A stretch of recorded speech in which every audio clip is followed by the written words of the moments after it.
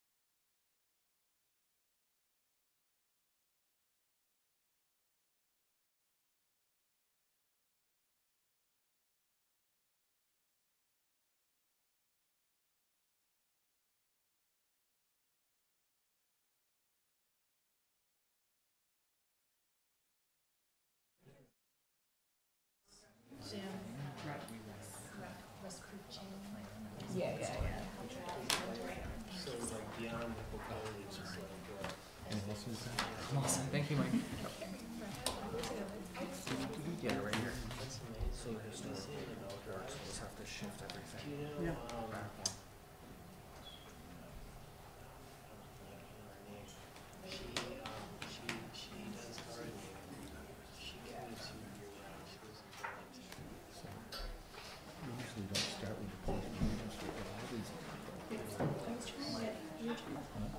This is what we talked about last time. So between the dates, we figured supply holds move by just one side of public works and backside community service. So it's like normally one of the sides. We try to pretty cool, you know. Nope. No context. I thought you had discussed it last meeting during this meeting. We had discussed it very specifically.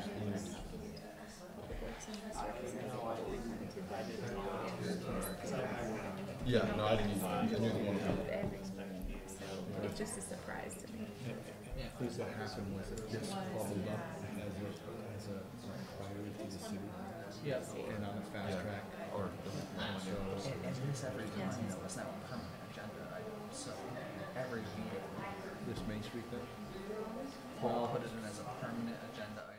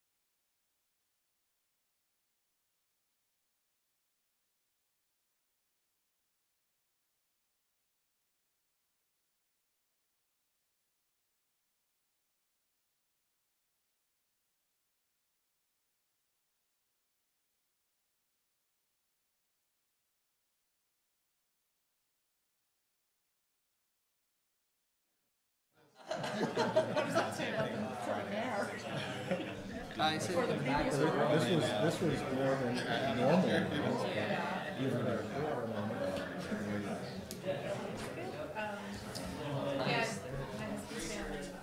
Mike, you might want to just say that, apologize to the historic folks. I already talked to Rita, so we're all set. Oh, really? So the agenda, because of this meeting schedule change.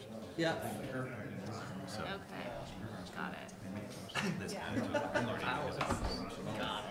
so we're just Okay. No. You're gonna be Are we just pushing it? Yeah. It's gonna be hard to stay on that schedule. You guys all set? All set. I'll send an email. And I'll send an email. I think so. Let's get it. Right. Okay, I'm going to call the Planning Commission meeting of November 29th to order. Thank you folks for all coming tonight. Our agenda, it's just so you know what we're doing. We've got public comment, and we've got the Main Street Revitalization Project Introduction and Community Input Meeting, and then discussion of Municipal Master Plan. That's what is on tonight's agenda. I'm sure you folks are all here for the Main Street Revitalization Project in discussion, so we'll get into that in a few minutes. But before we start, I want to introduce the Planning Commission. I'm Mike O'Brien, and I'm the current chairperson of the Planning Commission. And I'll let Terry, I'll start with you. Terry Zigmund. John Delebriere, Vice Chair. Susan Eddy, I'm currently the secretary. Powis Leporian. And Paul? Paul Dreyer, the planning and zoning manager. We've also got with us tonight the Public Works Commission. And I'll let you folks introduce yourselves. I'll start with Ryan. I'm Ryan Lambert. I'm the project manager with Public Works. Corey Berman, Secretary. Laura Zabilecki, Chair of the Public Works Commission. Greg Hostetler.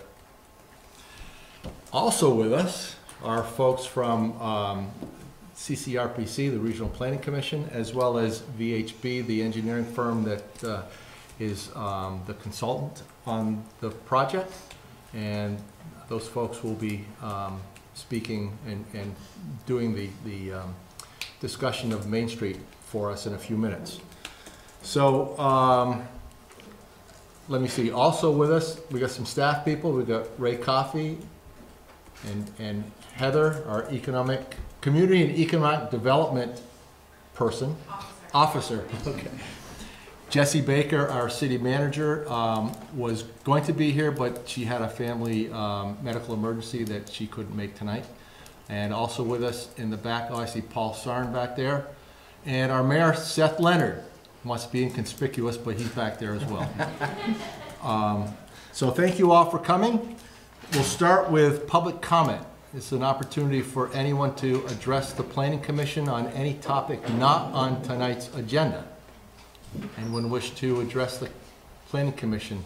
I got to be careful in what I say here, but because I'm going back in time. But anyway, Planning Commission on any item not on tonight's agenda. Hearing none, we'll move into the next item, which is the Main Street Revitalization Project Introduction and Community Input. And I'll turn over to Paul to lead this discussion. Hi, so I'll give you a brief history before I turn it over to VHB. So I worked for the city as a consultant when we did the Gateways Form-Based Code project. And in that process, we began envisioning what the streets would look like, the gateway streets. And we, through an extensive community visioning, we came up with some images and some graphics that showed the street redone essentially with wider sidewalks, utilities buried, and travel lanes brought down in terms of size. Basically, the street was revitalized in the vision of the form-based code. That was reiterated and amplified in the Transportation Master Plan project. So the community has been working since 2014 with this kind of community vision of what Main Street could look like or should look like. With the development that has been part and parcel to the adoption of the form-based code, the immediacy of that need became more apparent when we saw conflicts with power lines and buildings. So that brings us to where we are now. We became aware of funding sources that were available through USDA-RD and the State Revolving Loan Fund. And we were, at one point we were asked if we had any projects that would be eligible. And this project has been on our minds and on the city's mind for, again, four years or so. So it immediately leapt to the front. With that, we went to City Council and asked City Council for initially tacit approval to begin pursuing the project, and they agreed to that a couple months ago. The next step was identifying an engineer who is pre-qualified and getting an initial estimate on a 30% completion document so that we could apply for the grant funding. We selected VHB. When we had a proposal for a preliminary engineering report, we went to the council and asked for approval to move forward with a state revolving loan fund loan, which is where we are now. So this is our first meeting. We've a kickoff meeting, so to speak, and we will be taking your input so that when we proceed through the next 3 months, our timeline is to be complete with this preliminary engineering report and 30% documentation of the final project by April. What will be involving the public all along the way and getting input from you, but this is really the start of that process where we'll be unleashing VHB and our team here, Ryan, our project engineer and project manager, and PE, our engineer on staff, to do the work that will be the project engineering report. So with that, I'm going to introduce Dave Saladino. He's our lead at VHB, and he's going to walk us through the initial parts of the project. So before you start, Dave, so the process is you're going to go through the project, give us an overview of it, and then we'll take comments from the public. Two things. If you want to ask a question or give a comment, please state your name. And also, everyone here, if you would, if you have a chance to sign the sign-in sheet on the back podium back there so we know who was here tonight. Thank you. What's the next one? Is that better? Thank you, Paul. So up here, we're calling this the Revitalization project, and kind of conveyed as a presentation of the project. As Paul alluded to, we're still very early on in the process. So my hope tonight is to not to do a lot of talking, really do more listening. This is, as it's called out here, local concerns meeting. So to give a little bit of the background, how we got to this point, what does the project, what's the project area, where are we looking? Get into some of the idea of the kind of innovation. I think one of the ideas that we're really trying to do, and Paul has been great to kind of keep bringing up, we want to keep thinking outside the box. And so what does Main Street want to look like in 5, 10, 20 years, and really trying to pump for some kind of forward thinking. So with that, so we're going to talk project team. We've already kind of gone through that a little bit. Just touch on the scope that we're working through, the project area, where it is we're focusing our efforts on, a little bit of the existing conditions, what does Main Street look like today, touch on some of the previous studies that led us to where we are today, and then next steps. So that's really where we want to talk and listen, kind of what are your thoughts for the future for Main Street. So with that, I think next slide is project team. This is kind of a tip of the iceberg. These are the main players in the team. Mentioned the folks from the city, Jason and Eleni from the Regional Planning Commission. Jason is here. Eleni is. She was here. Was here. And then several of us from VHB. There's a number of other sub-consultants that are on our team, as we'll get into. It's a pretty comprehensive project. So too much to list on this slide, but these are the main folks involved. In terms of our scope and schedule, I won't go through all of this. We essentially kicked this off probably less than 30 days ago. Jumped right in. We've got, as Paul alluded to, a fairly tight timeline, really driven by the development of an engineering report and an environmental report for this section of Main Street by late March, really early April of 2018. That may seem like a long time, but given all of the things that have to happen, it's a fairly condensed time frame. So we're here tonight. Our survey, we've already started the survey, doing all the boundary research. We'll be out starting next Monday, surveying the entire site, entire corridor. Those of you who live on Main Street, you may see those folks out doing a survey, as well as some drill rigs that are out there. You won't be able to miss those, so there will be a little bit of traffic disruption next week, probably the next 2 weeks, as we'll be doing some borings to get a sense of what's underground, anything nasty that we don't want to know is underground, where's ledge, and so forth, so we can better calibrate our design. We'll be doing environmental resource review. Next step, the next major step for us is to develop some alternatives. So to look at different ways, how do the different intersections handle traffic? How are we handling bicycles and pedestrians along the corridor? What are the lanes, the lane widths, and so forth? So we'll be then back in probably a similar public forum in January to present those alternatives and get a feel for which kind of package makes the most sense. And then wrapping that up into an environmental report and preliminary engineering report in late March. So it'll be quick, you know, you blink and we'll be towards the end, so here we go.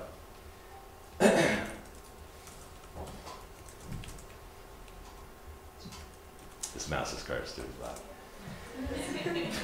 Alright, so the project area here, get out my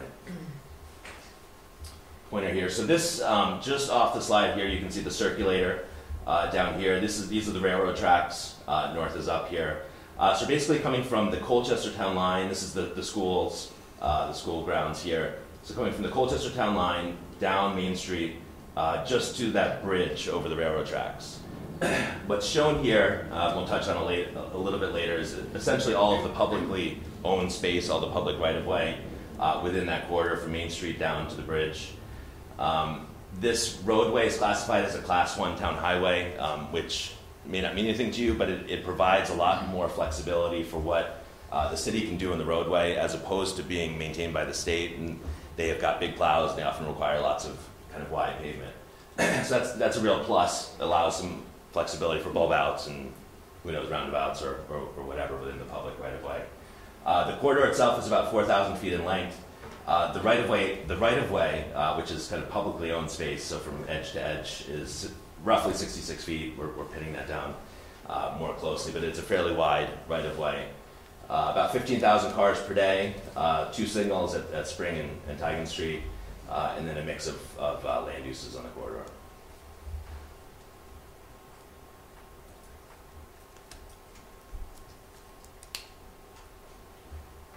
The anticipation. Yes, please, yeah.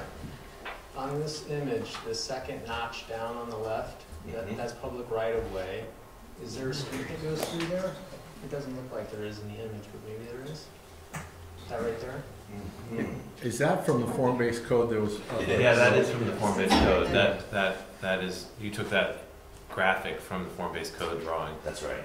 So, yes, that is definitely from, that was an anticipated future right-of-way. Future right-of-way. Yeah. This is a fairly long block along here, so ideally there's opportunities as redevelopment happens to accommodate some more, expand the grid a bit. Can you say that again? The question was this notch right here in the fuchsia. There's no street there today, but as part of the form-based code process, well, these lines are based on boundaries that were set as part of the form-based code process to identify how the street should look and feel in the future. It's all the publicly owned, all of the city-owned right-of-way. The idea at the time, the planning efforts, and Paul, correct me if I'm wrong, was that this was a place where a future street could go as redevelopment happens, and so that was articulated through this kind of notch there.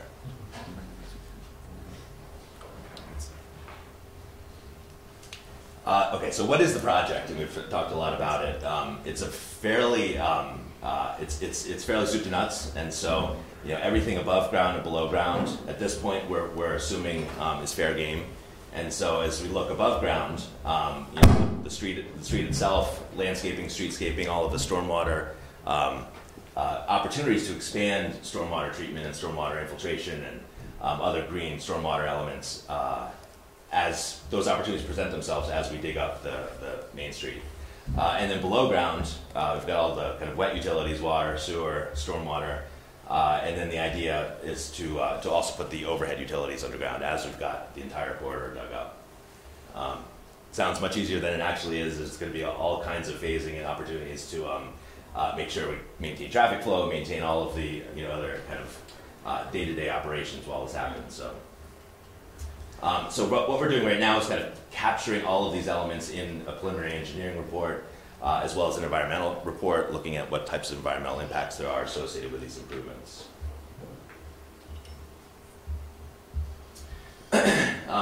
So a little bit of background, several planning efforts led to this. Paul alluded to those. There's a Main Street Corridor study, Transportation Master Plan effort, form-based code. All of those kind of focused on a desire to create the more vibrant and balanced street, pedestrian scale streetscape, dense infill, mixed use. You can see an example as those who've driven up Main Street see the kind of the transformation starting. A number of funding, potential funding sources. A project like this has there's lots of opportunity once it's kind of a bit of a snowball effect. Once somebody is involved, other kind of agencies, it matches a lot of kind of available funding resources. And so this is kind of a short list of those kind of sources of funding for both the design and construction. So just a kind of snapshot of existing conditions, what's out there today. You all know this corridor, but just to highlight a couple things. We've got lots of wires above ground. We've learned pretty much everyone who's on these poles. We've got some high voltage power going up, three-phase power, kind of a trunk line running Green Mountain Power. These poles are owned by Fairpoint, and they've got 3 or 4 of these lines. So we're in the process of meeting. We met today with 2 of those, talking about how would it look to get them underground, how many pipes do they need underground, and so forth. You can really see how that kind of could change just the look and feel of the corridor if you were to Photoshop those out of that image. Fairly wide travel lanes. I think it goes up to 14 or 15 feet in certain places, which can lead to higher speeds, and you don't really need all of that space for just single direction travel. On-street parking for the most part on both sides. No specific bicycle facilities noted on the corridor. Number of these interesting offset intersections. We've kind of been curiously wondering. There's maybe 4 intersections that all seem to be about the same offset as you move up, and so how to accommodate traffic and pedestrians going through these intersections will be a challenge. This is part of the designated truck route. The mix of land uses out there today, fairly narrow. These are 4.5 to 5 foot sidewalks, which are fine kind of in suburban spaces, but in a more urban area, typically look for something a little bit wider. At the north end, we've got this transition coming in from the interstate, and as I mentioned, about 15,000 cars per day. So just to tick through very briefly these previous studies, this is kind of where conversation, one of the earlier stages, this was 3 or 4 years ago, the Main Street Corridor Plan. Quite a bit of outreach, public outreach was involved in developing this study. Lots of kind of investigation of what the future wants to look like on Main Street. The recommendations for Main Street were fairly robust. So looking at signal upgrades, pedestrian accommodations, improvements for safety for vehicles, new crosswalks, particularly looking at ways ensuring that there's kind of safe passage for folks going to and from the schools. Then a few years later, the Winooski Transportation Master Plan was developed. This is kind of a snapshot of all of the recommendations from the Transportation Master Plan. This here is Main Street Corridor. There was a lot of public outreach for this. There's several community dinner events held over at the O'Brien Community Center. The improvements here, intersection enhancements, pedestrian crossings, very similar, kind of built on and furthered the work that was done for the corridor study. Also noted here, there's quite a bit of discussion, and I see some familiar faces, but at the time talking about how to accommodate cyclists on Main Street. As you can see, this yellow line here, this is Weaver Street. What was captured in the Transportation Master Plan is that this is kind of the main, well, all of these yellow lines are kind of this bicycle network. But you've got this main north-south cycling route on Weaver Street. You can see the east-west, and those tie in down at the circulator. So that's one thing we want to kind of continue that discussion. The opportunity here, as it was advanced in the form-based code, is to potentially look at having cyclists downhill sharing the lane with traffic on Main Street, and then a dedicated facility on Weaver Street to get uphill. So you typically need a little bit more space going uphill and don't go quite as fast as the cars on the way up the hill.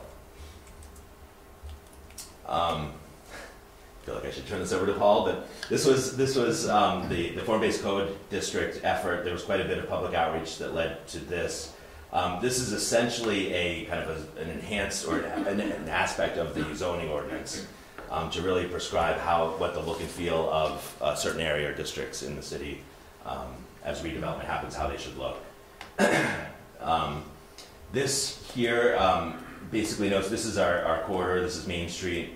You can see what we're basically looking at is two different colors here. So we've got an orange and a red zone here in between Spring and LaFountain Street. Those sections here you may not be able to see, but the red block was, after some back and forth and some input from the community, was emerged as kind of a slightly different place with retail on the first floor and then mixed uses above, residential on the top floors.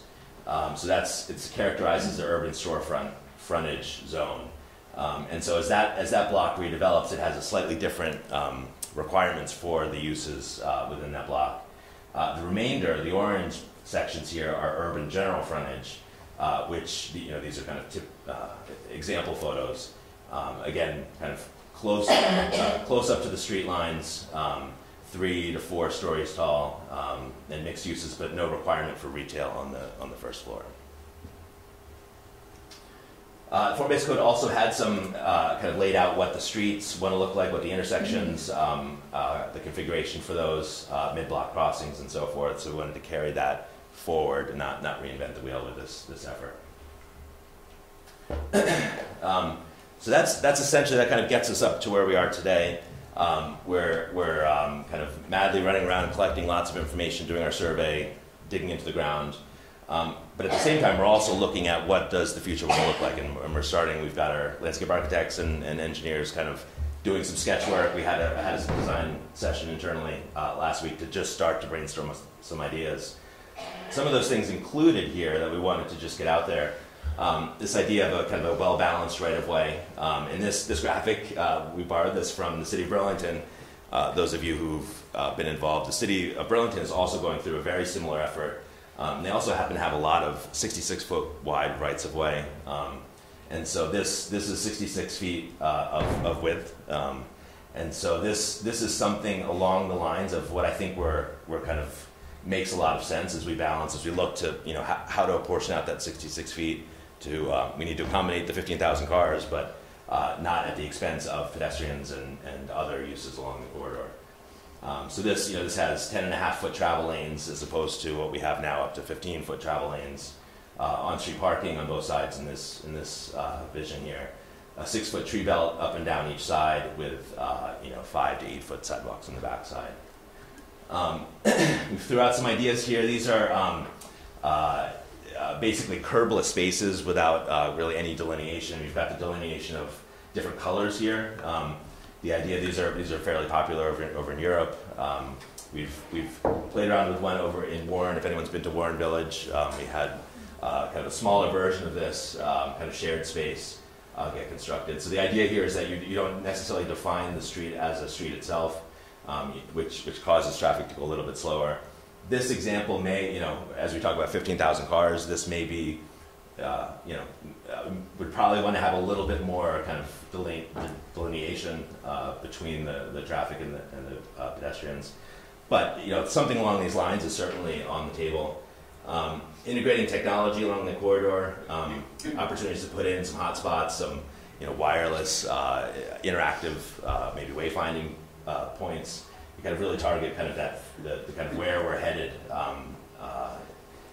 As we put all of the utilities underground, there's certainly opportunities to tie in Wi-Fi, to tie in fiber to all of these kind of hotspots, tie in the transit stations with the next bus kind of information as we're going up and down the corridor. It's an example here of a parklet, so utilizing some of these parking lanes either temporarily or permanently for some expanded cafe space or outdoor space, and then potentially looking at some roundabouts along the corridor. So that's just really just to get some thoughts going, and those are some things we've been thinking about. Now I'd like to really listen. I mean, these are some of the thoughts that we've kind of, or questions that I have that would be interested. We don't have to stick to these. Questions about parking. Is it important to you to have parking up and down both sides of the street on Main Street? Does it make sense to have the cyclists coming downhill on Main Street, uphill on Weaver? How do we, this urban storefront district, so between Spring and La Fountain, how do we make that look different? Open space and recreational space, right now there's not really a lot of kind of open kind of park space or little pocket parks. Is that an important element that we want to kind of factor in here? Other thoughts for integrating technology and kind of innovation, and then anything else that we have. So, okay.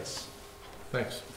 So I think I'm going to start with the Planning Commission, see if anyone up here has any comments or questions. Go ahead, Terry. I would love to see really good biking facilities. I don't like the idea of having the bike traffic go up one way and down the other way. I'd rather see it both on Main Street. I think this is an opportunity for us to do it right and to make it safe, especially for kids going to school, so more kids can get to school and more kids can walk to school. I was at a lot of those meetings, and I know there are a lot of people here that were at the transportation meetings, and there was a lot of people that asked for bike facilities, so I would like to see that. Okay.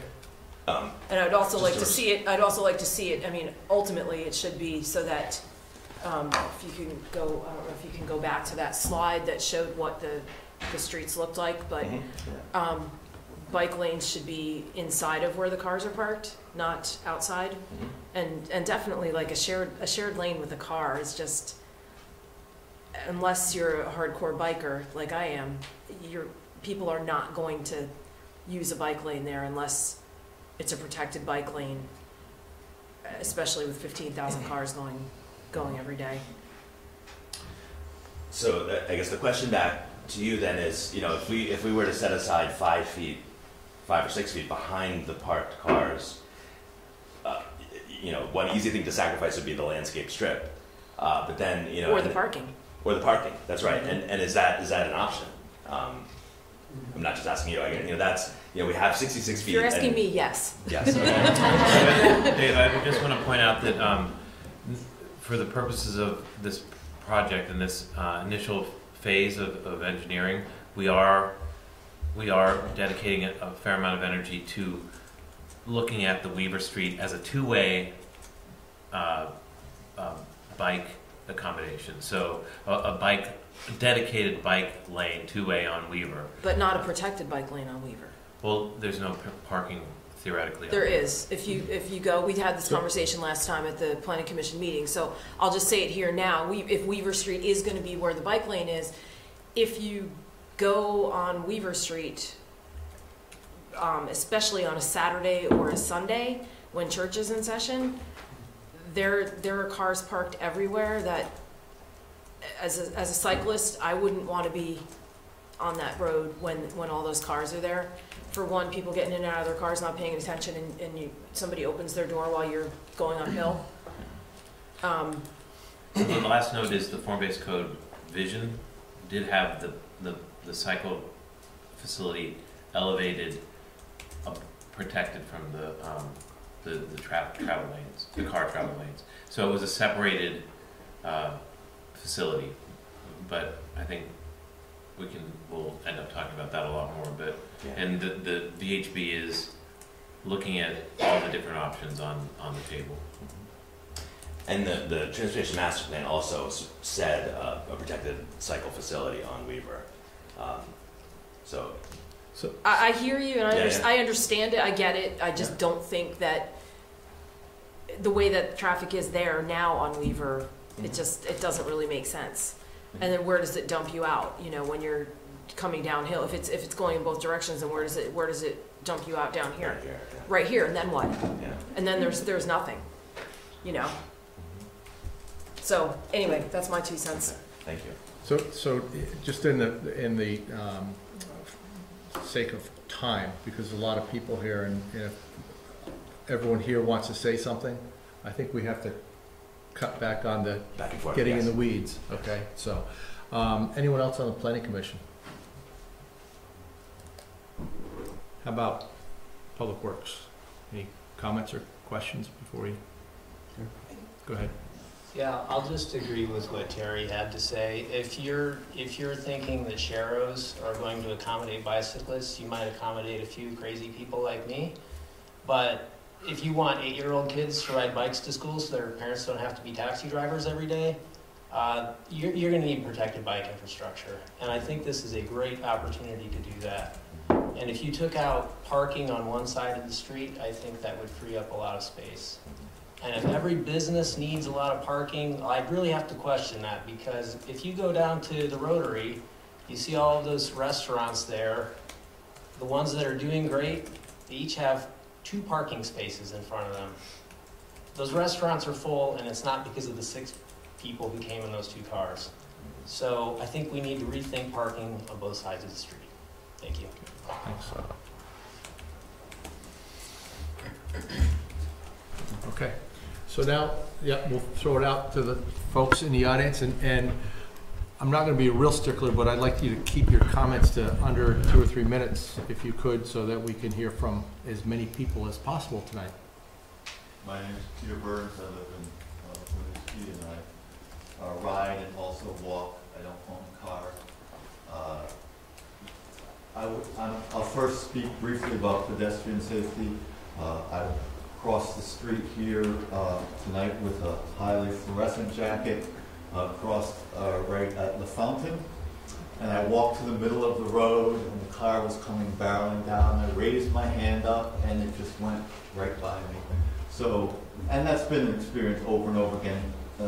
When there's no crossing guard, basically cars are going so fast they disregard, they think crosswalks are a suggestion, not a law. So I would definitely like to see safe crosswalks that can be used both in the night and in the day for people to, so that cars need to go much slower, and pedestrians need to be recognized as valid participants on the street. Also, I agree that Main Street is the place that bicycles make the most sense. Too often in cities, it's let's put bicyclists on the side road. Let's get them off where most, let's keep them away from cars, who are the main users, after all, of the road. Put them on a different road that's not used as much, and they'll be fine. And I just don't agree with that. I think we need to recognize bicycles are a valid form of transportation and need to be given as much consideration as cars. Thank you. Thank you. I see a hand back there. Yeah, I was just going to speak to that a little bit. Have you ever biked in Holland? Can I'm sorry, what, your name? My name is Sarah Van Breckenborstel. I live in the Cascades here in Winooski. There are actual networks that are biking networks in Holland, and they're not on the main roads. And biking is a really huge, a really big part of the culture there. And they've set up systems that are not on the main roads, and people are quite happy with that. So I'm just going to argue the other side. Thank you. Anyone else? Yes, sir. Rich Backer, up 54 Bellevue. I'll just hit the bullets. Project initiative looks interesting, but when we reach the circulator, we create a great piece of infrastructure uphill, north, lose my compass direction at the moment. But we dump a lot of improvements at a choke point, the railroad bridge, and beyond. We don't have connectivity through the circulator and through the bridge. So my comment is, are we working with AOT on, will we work with AOT on this project to see how we carry this project through over to Burlington across the bridge when that bridge needs to be rebuilt, replaced. Choke point also at the other end where we have tractor trailers turning off, and I'm not sure of the street name, but you go uphill, it might be lead up to Weaver, and they're going into the, what I'll call an industrial park. That's within the project area? Titan Street, yeah. Right, so another comment is, I'm seeing increased residential development, increased density, more cars. So what's the build out in the project area over 20 years when we start to see the older homes come down and we're allowing multi-story, multi-car complexes? So what's the build out for peak traffic flow with this? I hear a lot about slowing people down, but how does a 4-story apartment complex put 20 or 30 cars out into an unsigned intersection? And so if we're eliminating parking, there is a lot of residential parking, there's retail parking. Where do people park when we take parking away? There are a couple large parcels that are undeveloped off the project area, and what's the build out for those, and what's that traffic impact to Main Street? How does the project influence snow removal, and where do we put that snow when we push it?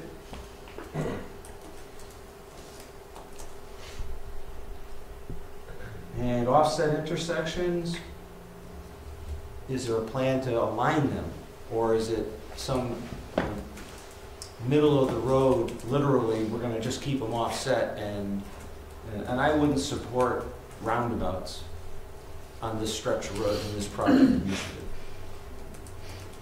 Thank you. Thank you.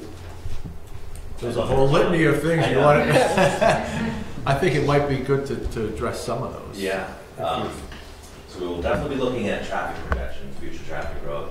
You know, I think part of the idea, we'll probably be conservative and assume that, you know, everyone's driving 10, 20 years from now. But I think part of the idea here, once you get the density, you then have a transit-served population. You've got people biking, they can work downtown and live uptown. Everyone's not getting in their car in the morning and driving. So, you know, we'll probably assume that there's lots of traffic being generated and make sure that whatever improvements work. But the hope is, you know, through this type of development that doesn't happen. Well, we lost 2 single-family homes on Main Street last year. That's, what do you want to call that, 6 cars, 4 cars, 8 cars? We got a 4-story and a 3 or a 2-story. And you can't tell me that, as I've sat through many public meetings, no traffic impact, no traffic impact. Every engineer who's a traffic engineer who represents a development initiative says no traffic impact. You can't have 8 cars go to 60 and not have a traffic impact with people trying to get out onto Main Street. So there are a lot of choke points. I mean, the initiative looks great, but a lot of choke points. I don't know how to resolve it, but when a couple more older homes go up for sale and someone buys them and we have another multi-story, if zoning and the form-based code all allow that, okay, but what's the future traffic impact when the residential ages out and we have more multi-story buildings and more cars? It looks like we have the off-street parking capacity for those projects. My concern is curb cuts and the traffic getting out into Main Street. More and more pass-through is now blocked by curb cuts. So just real quickly, you know, the curb cut issue was dealt with in form-based code through alleyways and limiting the number of curb cuts on Main Street. So, but certainly as part of the engineering, that's all going to be looked at. You did bring up a question about the choke points at both ends of the project, and I don't know if Dave, if you're familiar with what's going on. Alani, I don't know if I can call on you, but there are projects up at exit 16, Yes. that are taking into account the traffic on Main Street, and there's projects planned on Colchester Avenue, Riverside Avenue, and Burlington. Right. And We're doing scoping for the bridge. scoping for the new And river hopefully- bridge, so. Yes. Yeah. And that scoping hopefully will address all the, the connectivity with the biking paths as well as traffic. So we're doing that project as well. This initiative needs to tie into those initiatives. Yes. Right. Yeah. Absolutely, yeah. And I would go so far as to say that when we cross the river, we need a dedicated pedestrian and bikeway, not something attached to the bridge. That, Yeah, that's but the that's scoping, outside yeah. the scope of this. I Well, and the understand. scoping of the bridge is gonna address all that, but, And thank you. then, while we will likely have positive economic impacts from this proposal, we will have negative ones. Negative ones during the project, when everything is torn up. Positive ones, so, if the workers can use food trucks that can park, that would be really good. They may not go to the restaurants, but they might be able to buy a burger off a food truck. And that's a way to, offset some of the negatives that we'll all suffer while this project is built out. Thanks. Thank you. Appreciate your time. Anyone else? Young lady in the back there. No, you sound, you sound. My name is Sally Tipson. I do have some concerns. I do have a business up on Upper Main Street. Parking is definitely an issue for my business as well as I'm sure any other small business along Main Street. And the gentleman made a point about the duration of the project. It doesn't take much to affect a small business. And if parking is disrupted for a day, 2 days, or whatever, where people can't get in, it does make a difference. And I think the project is very ambitious. It looks great. How you're going to pull everything together, you're not going to make everybody happy, unfortunately, but parking to me is definitely something important. And it's not like we have a parking garage up on Upper Main Street where cars can go into. It's on-street parking. And my business, there's too much competition where if people can't park conveniently, they'll go somewhere else. Thank you. Thank you for your Can I just throw out compliment. an idea? Yep. I mean, what if there were a parking garage halfway up? Let's say there were a public space. Would you would still want your street front, your curbside spaces? There's none, there's a... Yeah, hang on a second. Yep. In the back, you've had your hand up for a long time. Thank you. I'm Katara Hopkins. I live on the 3rd Street. And for a little bit of background. I'm sorry, could you repeat your name? Katara Hopkins. I grew up in Eugene, Oregon, and spent time in Portland, Oregon, which are, relatively speaking, very non-vehicle friendly places. And it seems like this is a great opportunity and responsibility for us to consider alternative means of transportation. And I really support and want to reiterate what those who have been promoting pedestrian and bicycle safety have had to say. And I think it's kind of like preventive medicine where even though we currently have 15,000 cars per day on these roads, if we build infrastructure to allow for pedestrians and bikes to safely use the roads and not divert them to other roads, but to be a part of the infrastructure, that we can then affect health as well as the health of our city and try to improve upon all of it. And that it needs to be a factor and it needs to be really duly considered. Thank you. Thank you. Yes. Me? Yeah, you. My name is Kara Montague. I live in Winooski. I want to speak for the trees and just encourage the city to, even as you're putting in bike lanes and putting in car lanes and parking, to consider the trees and how they are fitting into this landscape, because to me that makes a pedestrian friendly environment. That you have shelter from the sun and the elements, and it's beautiful, and that slows cars down. And in thinking about that, you guys have identified various sources of money for this project moving forward, but I think the city in general needs to focus on how they are developing their urban forest. The towns around us, Burlington and South Burlington and Williston, have much more elaborate plans set out by their public works and their tree boards and their city arborists who are really out there sort of organizing and developing their urban forest. And I feel like Winooski is really lacking in that, and it's something that I think Public Works needs to step up to. Thank Can I just add something quickly to that? Another idea I love is rooftop gardens, which is happening in cities all around the world. So I'd love to see a spot for that. Also integrating stormwater treatment into the infrastructure is Definitely high on the list. Yeah. So I'll just say that in the meetings we've had to date, I've been a very solid and staunch advocate for the trees as well. And we've talked about the kind of, not just the trees at a regular interval, 30 or 25 feet that the form-based code called for, but also the proper treatment, that 6-foot wide green tree lawn and the proper subsurface treatment so that the trees can actually grow. In the projections we did for the form-based code project, we showed the trees at, I think, 10 years, 15 years, 30 years, and the crowns being fully developed. And we did that on purpose because we also, and I think the city believes that the health of street trees is very indicative or predictive of the health of the kind of the businesses, the economic vitality, the walkability, all that stuff. So we're definitely not letting that one slide.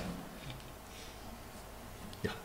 Ira Flayton, in Winooski, and on the same vein, I'm thinking about lighting and how inconsistent the lighting is here in this town, and how it really, affects us. And I think that should be, looked at as much as,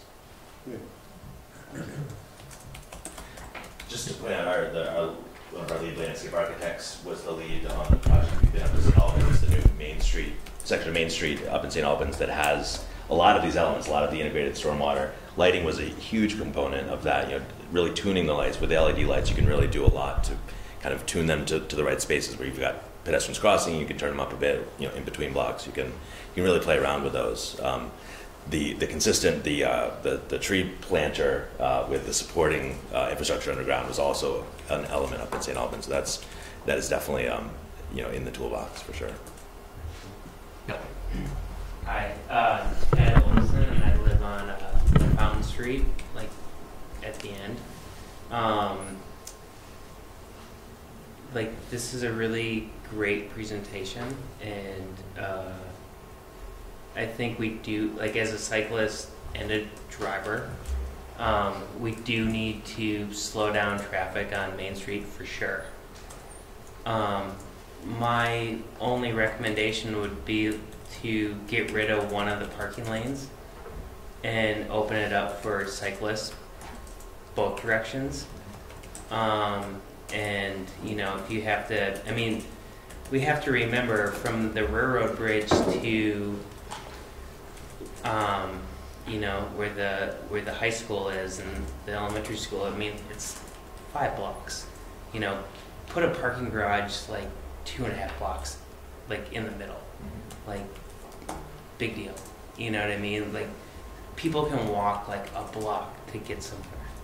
I grew up in Minneapolis where, unfortunately, it's an urban area where you take public transportation to get somewhere, to go see a movie or go shopping. I feel like we're so lazy as a society that we need to drive our kids to school a quarter mile when you can just walk them, or you have to worry about walking 5 blocks to get a bouquet of flowers, or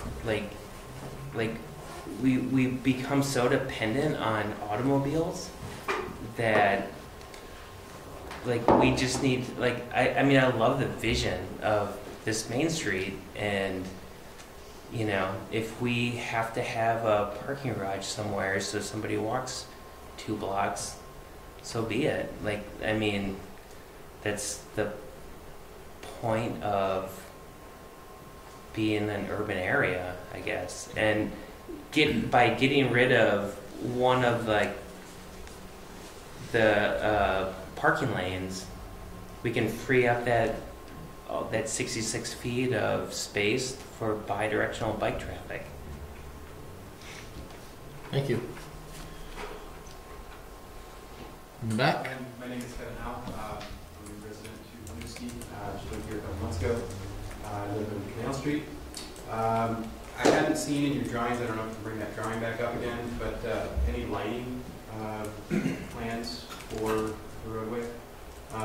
Also, I wanted to talk and see if anybody had kind of investigated potentially using, I don't know if anybody's aware of solar roads,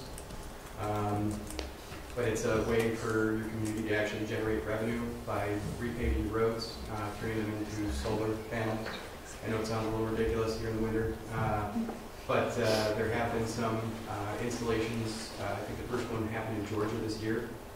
In the United States, there's been a couple installations over in France. Apparently 1 kilometer can power energy for 5,000 residents. I don't know if that's true, but if it is, that would be incredible. So I don't know, if we're really looking at taking a look at technology and we want to be a community of the future, this is cutting edge technology.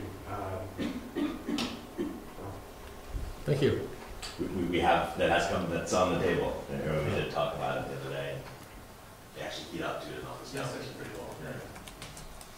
Nathan Jess, I've got a question and a comment. I think parking, on-street parking is really important for a thriving urban center. It's pretty critical.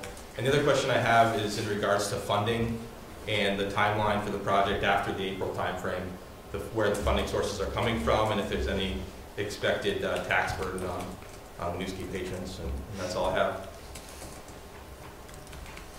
I'll look this way for that answer. Well, I think that we can't answer that with any accuracy at this point. I think what we can say is that we won't know anything until we get through this first 30% project engineering report, preliminary engineering report. So this is a necessary step 1 to figure out step 2, 3, 4, 5, and the variety of funding sources that will come to bear. So we don't know. It would be wrong for me to give you some definitive answer, because I simply don't know that answer. But I do know that there is a variety of funding sources that will leverage against each other, or with each other, pardon me, so that we hope to have as minimal impact on the taxpayer as possible. That's an overarching goal. Paul, in terms of this process we're under now, was there a grant for this money? Actually, Ashley with the state is here, and we've applied for a state revolving loan fund, and if there's any specific questions that would be used to pay for this phase of the project, if there's any specific questions about the terms of the state revolving loan fund or how that gets applied, I think Ashley was the expert in the room. Hi, I'm Ashley Lockton with the Drinking Water State Revolving Loan Fund. Full disclosure, I am also a Winooski resident, and my driveway is on Main Street. Perfect. In the focus area, in the yellow on the screen. So I have a vested interest in this project from a personal standpoint, but also professionally. So the program that I manage is we do zero interest loans for preliminary and final design to many types of public water systems. We also have a counterpart on the clean water side that does zero interest loans for wastewater and stormwater infrastructure, and so we kind of we partner together on funding projects like this. We are one of the few funding sources for preliminary engineering and final design in the state for municipalities. So essentially what we do is we provide funding that we like to look at it as a bridge loan. Zero interest, zero payments are required while you're in the planning phases, zero interest accrues, the value of the work that you do ultimately gets rolled into what other funding source you end up choosing for construction.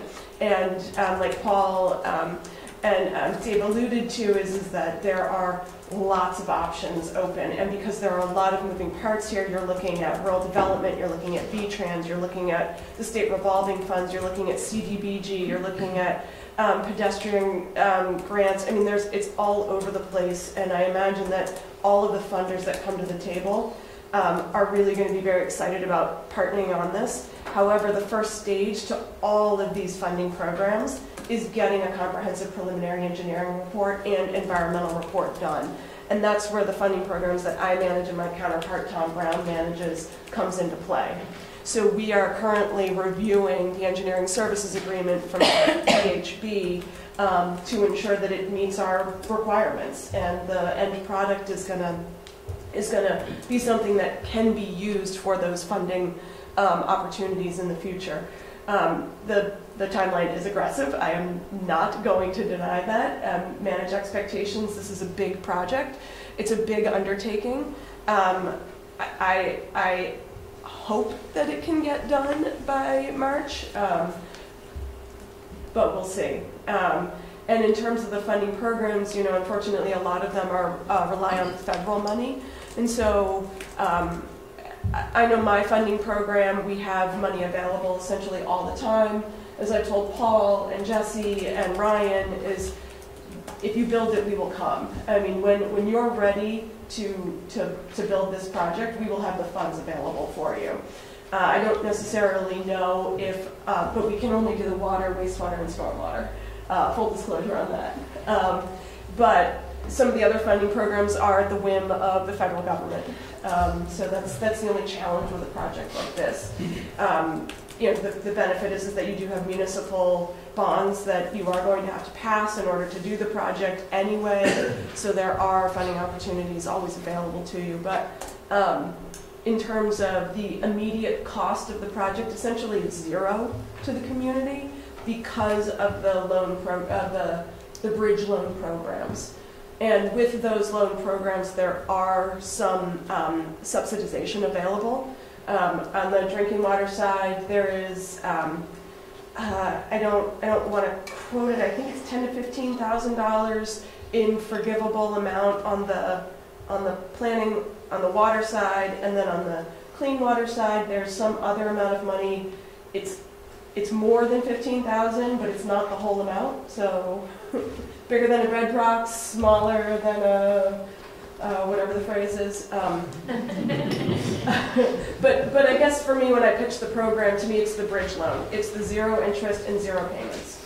Great, thank you. And if the project, if the project doesn't proceed, the loan would have to be paid back. Right.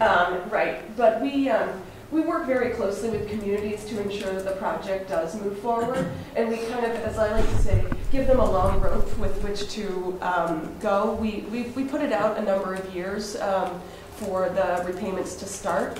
So, for example, we would set the repayment to start out about 5 years.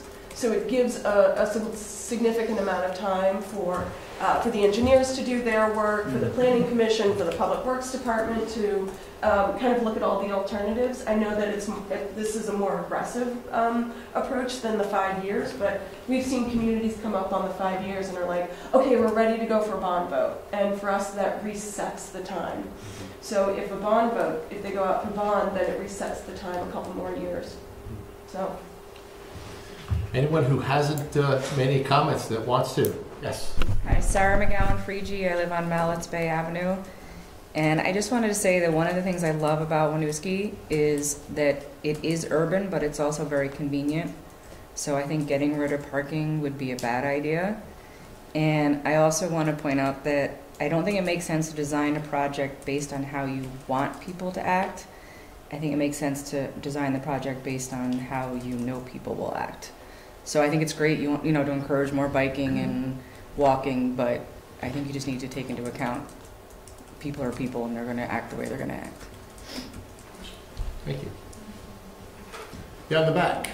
Hi, I'm Nate Burns, I'm a homeowner in Winooski, and I have a couple of things, a couple of questions, and also just a comment to disagree with the last comment that if we look at big cities around the world, there was a point at which they didn't have subways or big bus systems or anything like that, and things can change and things get denser and people do change how they behave with transportation. So if we have good infrastructure for bicycling, if we have good infrastructure for buses and things like that, I think people will use it and people may drive less, that we can hope. So a couple of questions. One is, are there plans for the offset intersections? Any thoughts on that that you guys have already looked at? And then also, are there places to find more parking on the side streets that exist now? Is that something that's been looked at? Is there some area that's like no parking now that maybe could be parking? And then along those lines also, where were we thinking of a parking garage? Has it gotten to that point of an idea of where that might be located? Can I quickly just address parking? So as we see new projects coming along, we'll take the two projects that are under construction now. The current parking requirement is 1.25 spaces per unit. In addition, there's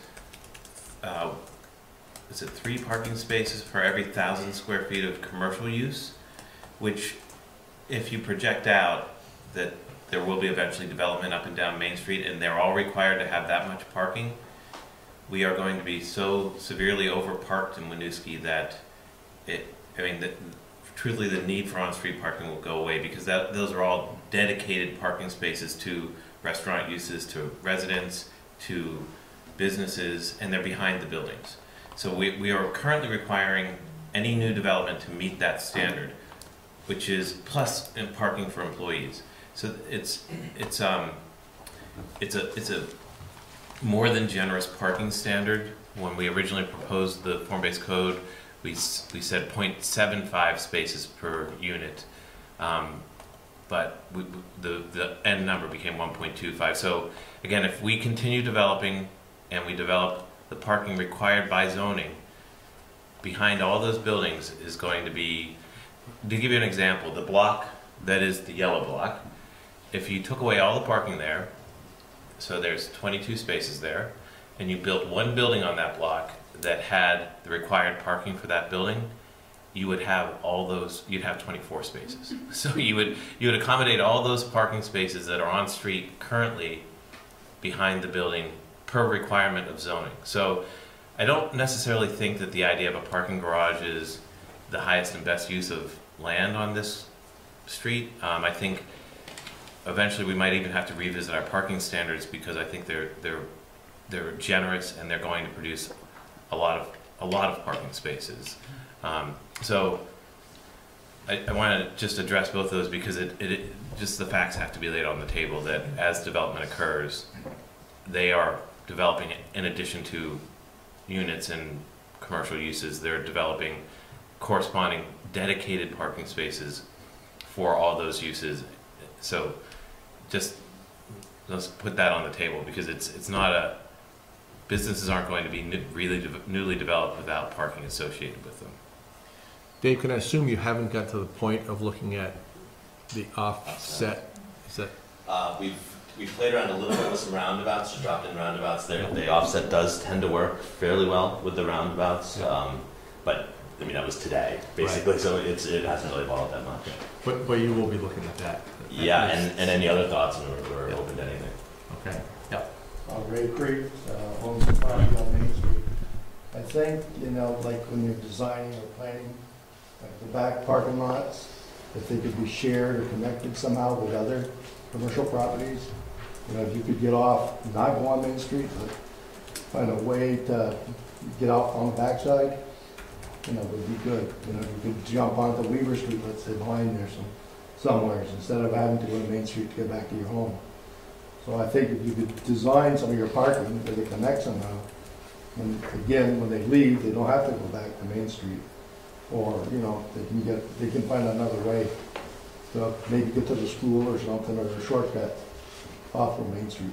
And I guess having crosswalks, I think like Virgins, when I drive through Virgins, I really like driving through there because they have all those crosswalks through there in our park, and it's a really nice, you know, that's a highly traveled road, you know, to get to New York. And but you slow down, you take your time through Virgins, it's nice to see.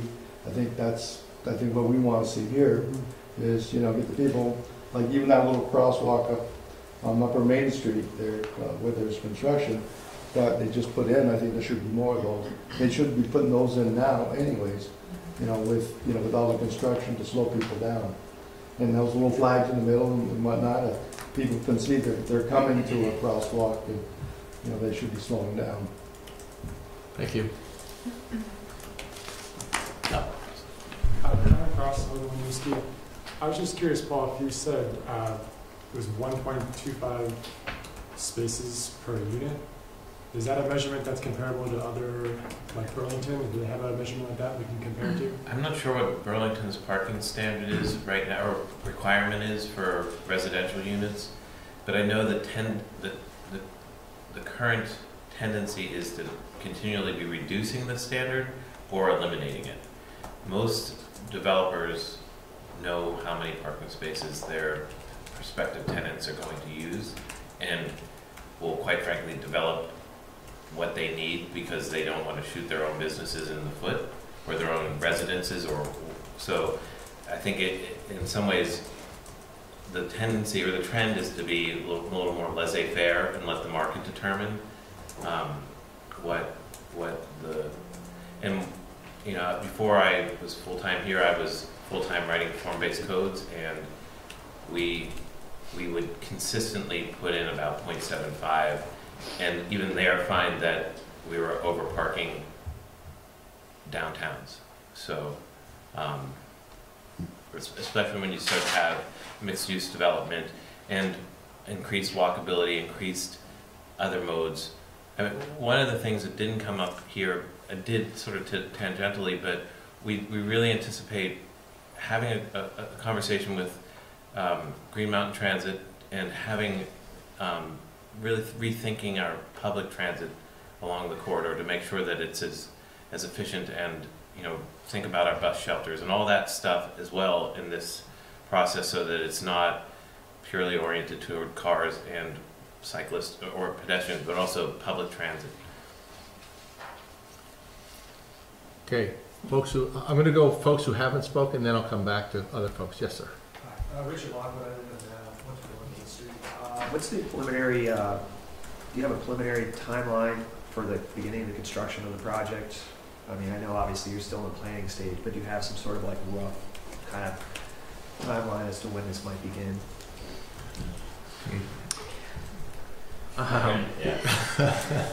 It would not begin before spring of 2019, the absolute earliest. That's the best I can give you right now. That's fine. Thank you. Have you projected the construction period? Are you looking at 2 years, 3 years? Definitely not 3. Yeah, probably 2. We haven't gotten that far, just right off the cuff. Yeah, probably 2. Particularly with, you know, getting the switch over to the utilities, also getting all of the, you know, the water and sewer switch over. All of that takes more time than just redoing the road. Yeah. Okay. Anyone else that hasn't made a comment? Yep. Hi, my name is Meg Burns. I'm on Howard Street.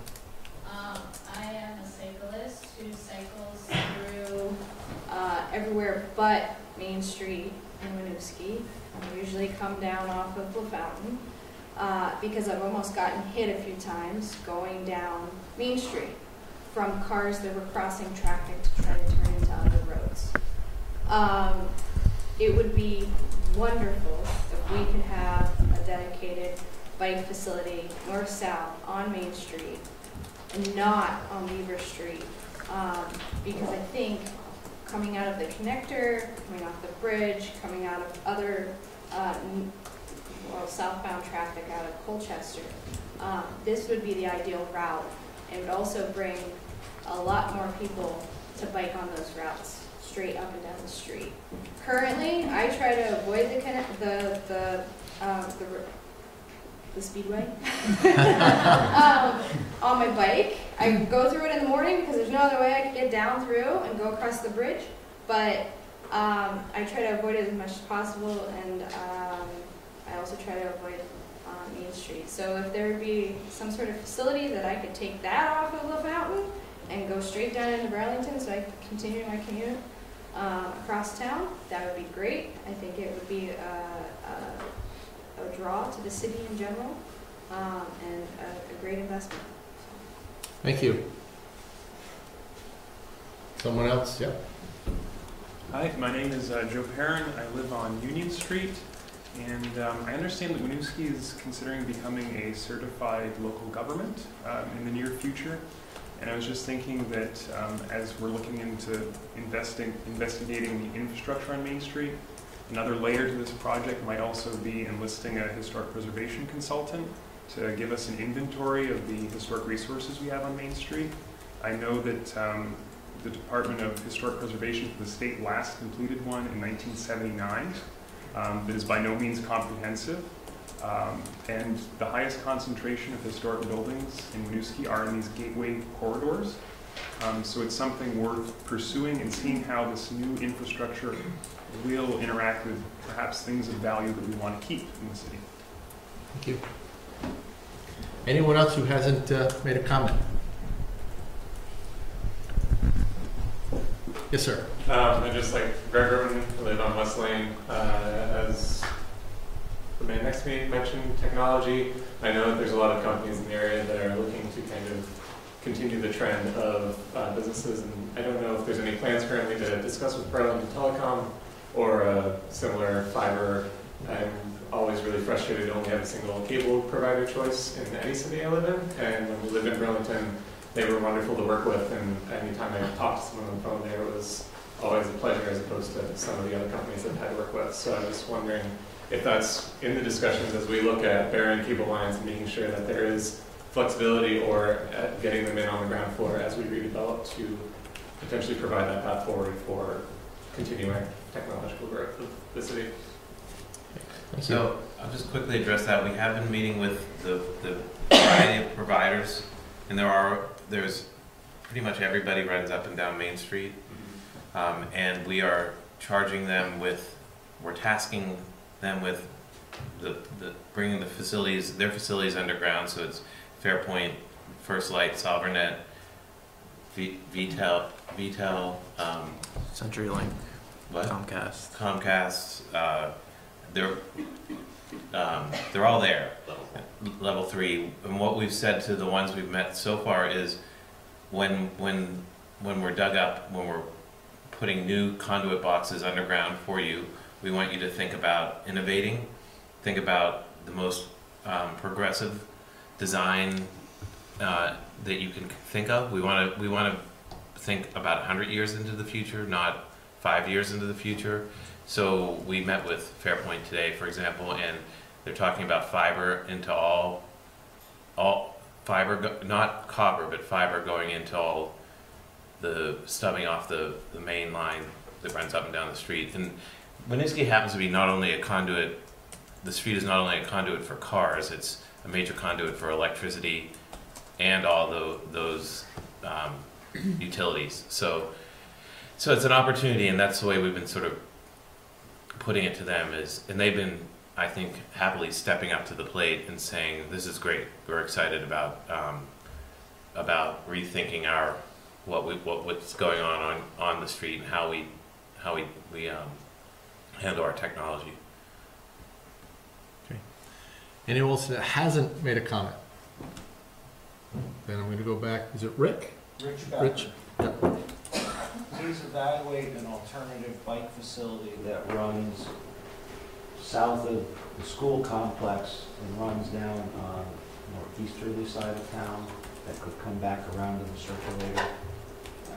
It might alleviate some of the conflict between the need for parking and the need for bike facilities on Main Street, and just having a loop around to the east and back around. There is undeveloped property that parallels Bellevue behind the homes, adjacent to the school property. I don't know what it can be used for, but it would bring us off of Main Street near the beginning of the project, and we might be able to loop back around and to a less congested, less heavily traffic flowed road, and still get us out with a connection back at the circulator. Thank you. Thank you. Anyone else? I just had a follow-up question Sure. about the telecom question. Is Burlington Telecom part of the conversation?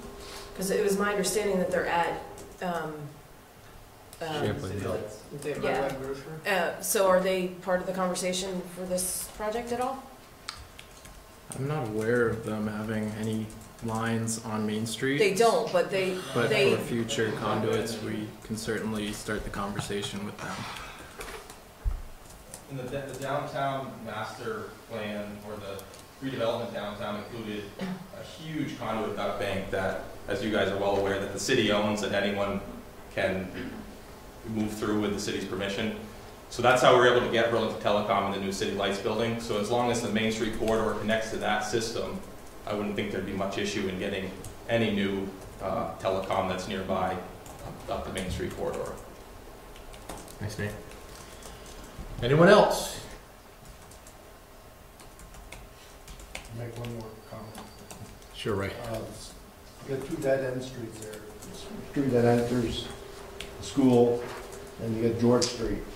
And there is some lot of lane, like they're talking out there, that, you know, if there was a way to connect, you know, Main Street to George Street, which is a dead end, you know, that should be looked at. Especially if that property decides to develop, because that's a big, long property at, I think it's like 381 Main Street, I think. And that property runs all the way to George Street. That's owned by one homeowner. So when that comes up, I mean, that might be something to think of, so that people going to school could find on the east side, coming up the back way, instead of having to use Main Street. Can I add one more thing? Please. Perhaps this has already been thought of, but as we narrow the width of the streets, and if we eliminate potentially parking on one side, I'm wondering if bus traffic, if the bus would be completely, when stopping, blocking all traffic, because they would have no place to pull to the side. Stopping traffic completely during bus stops, that combined with the increased density of the area and presumably public transportation traffic could be more problematic, it would seem. It still remains to be seen, but what I would envision is, you know, you lose a couple parking spaces and you've got a bus pull. But if you don't have parking spaces, then that becomes a bigger problem as well. You just have the protected bike lanes. Exactly, then you have nowhere for the bus to go. Yeah, that's a good point. Thank you. Anyone, Public Works Commission, after listening, any other comments? Just to follow up on that, I think if the driver had to wait a few seconds, it might be okay. It would improve the level of service for bus riders if they didn't have to wait before they had to pull back out into traffic. So, just another perspective. You can see all the cyclists fly by them while they're waiting in traffic, right? Yeah. So if there's nothing else, yes. I was just going to say one more thing. I love the comparison to Virgins. And I think that one of the things that makes Virgins so gorgeous is its plantings. They have a ton of annual plantings that go up and some perennials as well. And again, I loved the idea of parklets. I think Montpelier has some great parklets, which I think they did in collaboration with Vermont Technical College, who has a landscape design program that I think they collaborated with. And just to advocate again to the city to focus on that greenscape and the maintenance of it and what that would take to make it beautiful. It's just interesting, in our design sessions, I think twice we brought up on our screen in our office Virgins. We went to Street View and brought that up as an example. And I think it's one of you guys brought that up as well. I think it is an interesting model because of all of the through traffic it handles while still kind of maintaining the character. Yes, right. Okay. Can I say one more thing? Yep, you can, and then Joe. Just to follow up on the plantings and the parklets and all that, public art would be really great too. That would slow people down a little bit. Joe? Just a basic observation here, there was some discussion about parking on Weaver Street. And I'd just like to point out that on Weaver Street, it's one of the largest religious congregations in like the state of Vermont. And if there's no parking on the west side of Main Street, there's no handicapped accessible entrance that people can use. Because everyone enters that building from the east side of the building. Thank you. Mr. Mayor, you're pointing to the sky. Yeah, just a comment, maybe a little context too. First of all, it's really exciting. There are communities that have these kinds of conversations and nobody shows up. I mean, and we even have meetings where we're having important discussions, right? And people don't show up. This isn't a decision, a project that's being considered in isolation. This community invested a lot and put itself really on the line to redevelop its downtown, to create a thriving economic heart and a heart for our community to build around. And this community already had a great heart right in our neighborhoods. And in the meantime, what we've tried to do with zoning is protect those neighborhoods and the character that exists there, while also building off of the momentum that started with the downtown from a development standpoint. It helps alleviate the tax burden on the people who live here, single-family homeowners, creates vibrancy, and we hope creates the local landscape that people want to live in the future. So zoning came along, and the amount of feedback we received and the ideas that we talked about in terms of what things should look like on Main Street and everywhere throughout the community was heavily impacted by public feedback and comment. So this is the start of a conversation, and I really encourage folks to email their ideas as they come about. Maybe Paul, I don't know if you want to share your email address at the end, or David, if that's more appropriate, whoever that should be. But that feedback is really critical, and that engagement's really critical in deciding how we move forward. These are connected conversations that are not just happening out of nowhere. There's been a consistent stream of public influence and really guidance to us about how we should be executing these things and what we should be looking towards. And that's what we're trying to bring into fruition here, is the feedback from the Master Transportation Plan and the form-based code planning processes. Execute that people want to see. So thank you all for taking the time to come out and participate. It's important to you, or you wouldn't be here. But want to encourage you to please stay engaged in the process too, and continue to give that valuable feedback, because it is listened to. I'll certainly accept emails. My email address is pdreher, D-R-E-H-E-R, @winooskivermont.org. And what I'll do is, as comments come in, when we did the form-based code or the gateways project, we put them on a spreadsheet, and the project team will review them and address them, so that we address them through a variety of means, but we'll also bring them up in future public forums, so that we're making sure to honor our community's input. So in terms of public meetings about this, it's going to be happening with the Planning Commission, the Public Works Commission? What we're going to do is the Planning Commission and the Public Works Commission will jointly convene all public engagement meetings. We anticipate having another bigger public engagement in February, I think, or late January. And I think we'll probably have one toward the closing date of in the March. To sort of, that one will be more of a, here's where we got to. But again, the Planning Commission will have, as a regular standing agenda item, updates for this project. So if you come to the next Planning Commission meeting, or the next one after that, or any of them, there will be an update telling the Planning Commission members where we stand with the project, and what, if there's any small or decision-making needed to be happening. So I would keep my eye on the agendas for the Planning Commission if you're interested in this project. But again, this commission, the purpose of this commission is to do projects of this nature. So we're going to house it with them, with their authority that's vested by state statute. So yeah, so I think. So Planning Commission meetings in December, they're gonna be, do you know the dates? I do. Just December 13th. December 13th. We won't be meeting twice. We're not just meeting on once. Christmas? No. Oh, okay. We're giving people a day off. So December 13th, and then in January, it's Did we decide on the meeting on the 28th too? Of December? We did? You said no, because We you decided. Okay. said you weren't available. Didn't you? I said that? I think so. I think you said something about kids being out of school. Daycare kids. Yeah. Okay, well, let's reconsider that. But in January, our meetings, is it second and Second fourth and, Thursday? yeah, second and fourth Thursday. Second, fourth Thursdays of January. Public Works Commission, when are your meetings scheduled? I believe we're joining you for On both those? Yeah, Okay. 12th or 13th of December, whenever that is. 13th? And Yeah. then we are the second Thursday of every month. Okay, For December, we're jointly meeting with you. with us. So we would encourage you to come to those meetings. There's always time for public comment and for comments on issues that we're discussing. Jesse?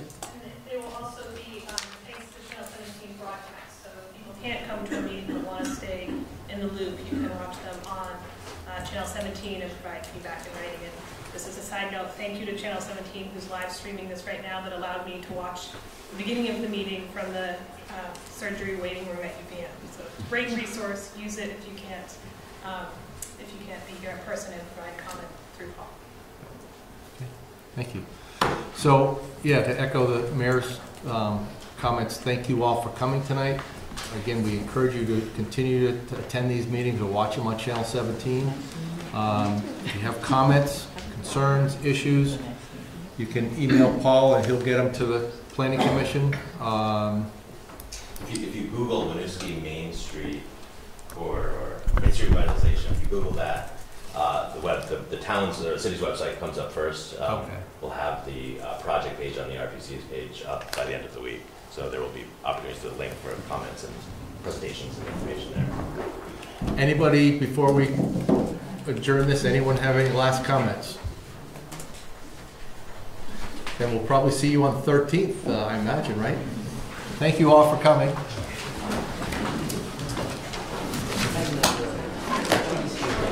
If you could take a minute to sign your name on the way out, that'd be much appreciated.